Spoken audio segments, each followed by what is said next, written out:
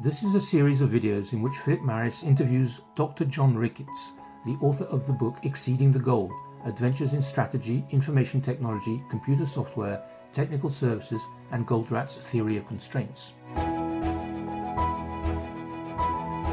Constraints management, or theory of constraints, begins by identifying the constraint, right? Can a specific skill be a constraint in information technology environment? Skills can definitely be a constraint. Indeed, they're one of the most common IT constraints, the others being time and money. Among the questions asked by IT executives about constraints are the following. What's the right mix of IT generalists and specialists? Is a college education necessary for certain IT jobs? Do personality differences create conflict, such as between managers who tend to be extroverts and IT staff who tend to be introverts? Are non-technical tasks sapping productivity, such as unnecessary meetings? The pandemic showed that remote work is possible, but is it sustainable? Do technical philosophy differences create conflict? For instance, IT conservatives want to limit risk and see liberals as undisciplined. IT liberals, on the other hand, want to enable change, and they view conservatives as bureaucrats.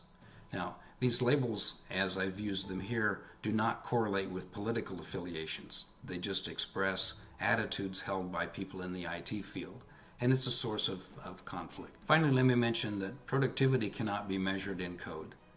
Indeed, there are a bunch of things in the IT realm that contribute to anti-productivity, such as having net negative producers who drag down the productivity of an entire team, open offices which interrupt people and thereby waste their time, stack ranking which forces turnover, and so forth. This list of things that IT executives consider is indicative of the many ways that skills can become a constraint in the IT realm.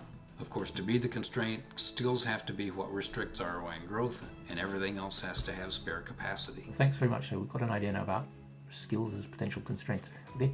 In the next video, we're going to look somewhere completely different in networks. Can networks be a constraint?